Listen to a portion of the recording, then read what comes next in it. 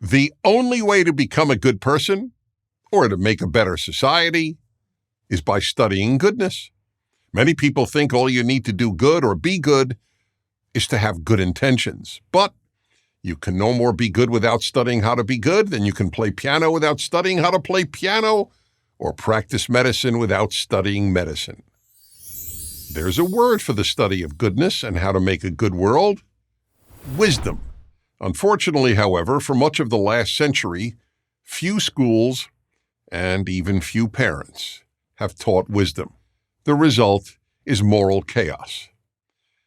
Most of the wisdom of Western civilization, the civilization that has been the most successful in history in making good societies, comes from the Bible. That's why the Bible is the most influential book ever written. So I'll share with you some of the wisdom from just one book of the Bible, the fifth, Deuteronomy. 1. Do not show partiality in judgment, chapter 1, verse 17. A compassionate society is built on justice, not compassion. That might sound counterintuitive, but while we should be compassionate in our private lives, the state must be preoccupied with justice. That is the reason for this law. Judges are forbidden not only to show favor to the rich, but also to the poor. The purpose of a judge is to dispense justice. 2. Do not be afraid of anyone. Also chapter 1, verse 17. Every human being has fears. The question is, whom do we fear? And for most people, only if you fear God will you not fear men.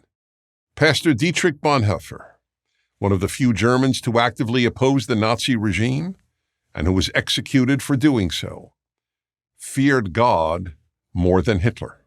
If more Germans had feared God more than they feared Hitler, and if more Russians had feared God more than they feared Stalin, tens of millions of people would not have been murdered. 3. You will find him if you seek him. Chapter 4, verse 29.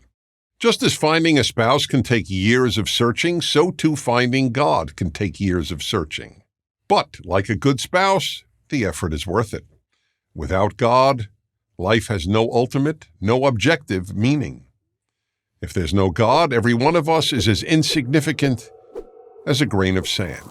It's not a coincidence that as fewer Americans take God and religion seriously, suicide and depression rates have risen dramatically.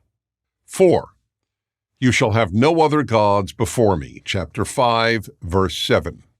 We have more gods in modern life than idol worshippers had in the ancient world.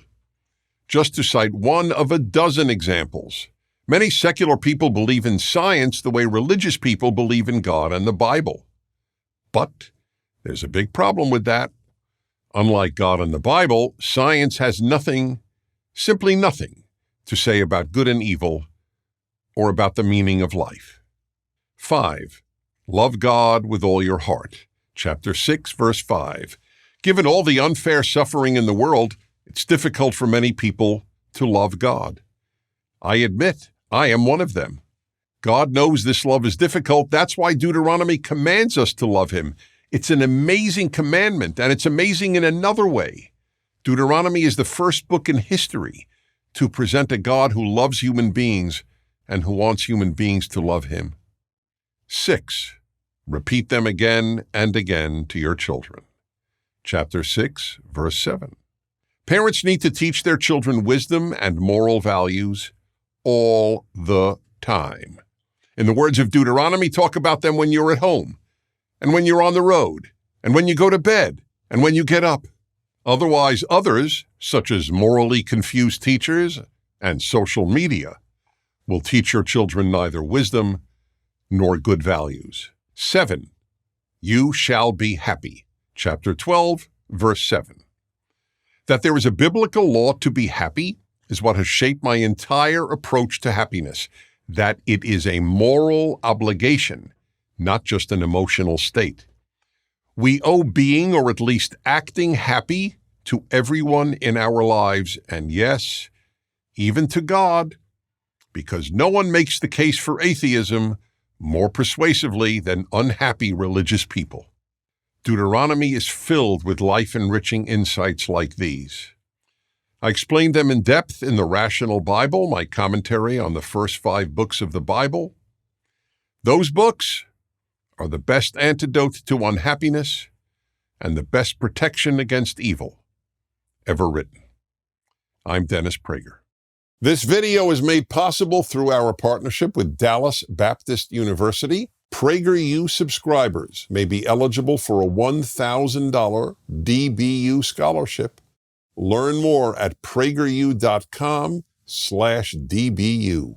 Thank you for watching this video. To keep PragerU videos free, please consider making a tax-deductible donation.